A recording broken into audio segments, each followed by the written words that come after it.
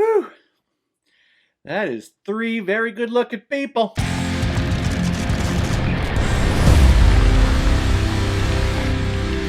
Red Notice released in 2021 and is directed by Rawson Marshall Thurber, who has also directed such films like Dodgeball, a true underdog story, The Mysteries of Pittsburgh, We're the Millers, Central Intelligence, and Skyscraper. Obviously, the guy smells what the rock's been cooking. And of course, this film is starring Dwayne Johnson, Ryan Reynolds, and Gal Gadot.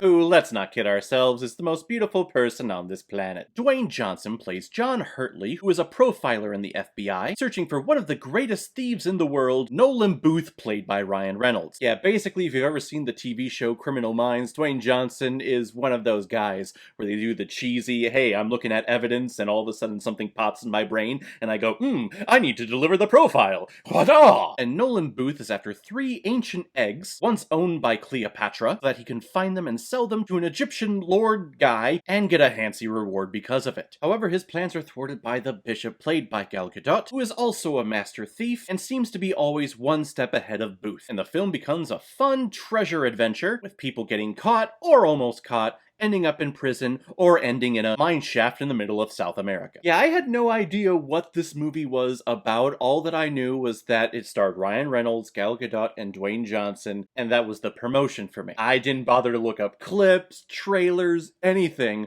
All I saw was the image, that big image of them just standing in this little vault thing, looking all fine and dapper, and I was like, yeah, I'm in. You have Black Adam, Deadpool, and Wonder Woman in a movie together, looking like that. Yeah, I'm watching this. I don't care what the critics say. And apparently the critics hate this movie. They think it's not good at all, at least the majority of them. But audiences are just loving this thing. And I gotta be honest, I'm loving this thing too. I knew that it was about thieves, so I thought this was gonna be like an Ocean 11 type film. But no, this is actually Raiders of the Lost Ark. This is Last Crusade. This is Uncharted, which I'm talking about the games. We haven't seen the movie yet. Oh, please, dear God, make that movie good, because the games are awesome. So to be pleasantly surprised that, hey, this is a treasure hunt movie, I just have a smile on my face watching this entire thing. And you have 3 actors who are really in their element, doing the thing that they just do best. Dwayne Johnson is just his rock persona. He shows up, he's this big, bulky, muscled-up cop-like figure who just commands the space wherever he goes, but he's cool doing it. And Ryan Reynolds is just that quippy, smart-ass character. Basically, he's always going to be Deadpool. No matter what he does from here on out, his performances are just going to be Deadpool-like, because he's very meta. There's a lot of winks to the camera and some kinds of breaking the fourth wall. At one point, Ryan Reynolds was whistling the Indiana Jones theme while they were going down into the mine. It's a fun little aside, and it just tells me that everyone here is just having fun. And if everyone is having fun, how could I not? And shockingly, my favorite part of this film was Gal Gadot. Now, I shouldn't say shockingly, because just seeing her on screen is always my favorite part of any movie. But here, this is one of the best acting performances she has done. Whereas with Fast and the Furious or Wonder Woman, any of these other like big action films that she's been a part of, we really haven't had the chance to see her kind of loosen up and take chances or make different choices other than being stoic and standing tough and determined and looking so goddessly beautiful. Here, you can tell that she is loosening up and she is having fun. And there's different line delivery that I've never heard coming out of her before. So it's nice to see someone who is typically typecast in a certain role be able to kind of relax and have fun and play something different.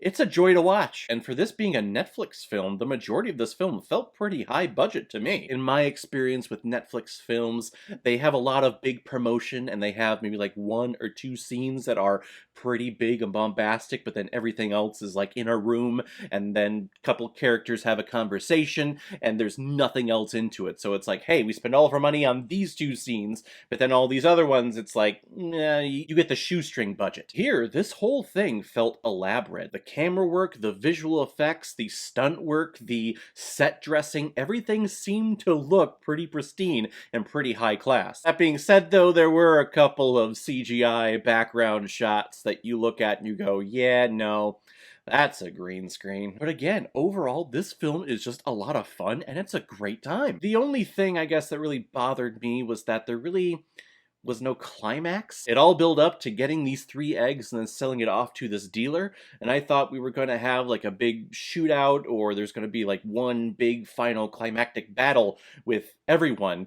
And really there's not. They get the 3 eggs and kind of just like peter out and the film ends. Which I'm okay, leads to a sequel, and I really hope that we get a sequel with these characters. I want to see a lot more from this universe. But in terms of like getting that last little impact and that last little resolution, I was like, it's a bit of a letdown. Plus, getting the 2nd egg, there's this really annoying warlord mob boss guy that has a really big forehead, who has a voice like a mixture of Voldemort and Eddie Redmayne from Jupiter Ascending. Where's my egg?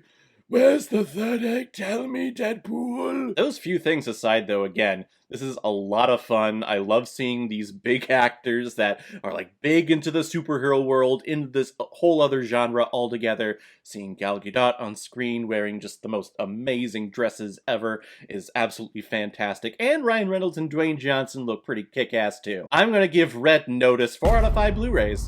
I like it a lot. Alright everyone, now because my favorite part of my video is where I pick which movie I'm going to be watching next. And the next one is a PayPal recommendation from 2 of my biggest supporters on this channel who have been here forever. And they sent me a whole bunch of recommendations and one amazing donation amount. Thank you both so much, Mr. and Mrs. Rusted Beetle. You 2 have always been just always there for me. You've always been my biggest supporters on this channel, and I can't thank you both enough. And I love the recommendations that you've sent in, because a lot of them I have not seen in many years, or they're films that I've always meant to see and I've just never gotten around to seeing it, just like this one that we're going to be checking out on Monday, Pan's Labyrinth, or as I like to call it, Guillermo del Toro's Wet Dream, a movie with a weird goat guy and a little girl running through the forest.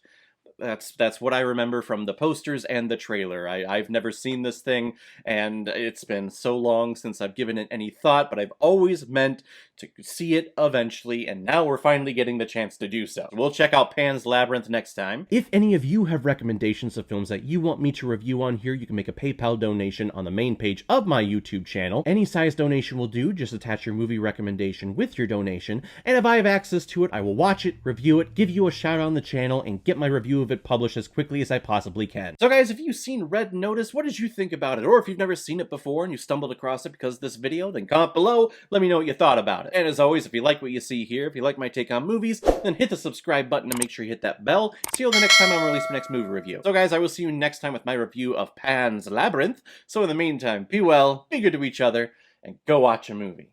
Take care, guys.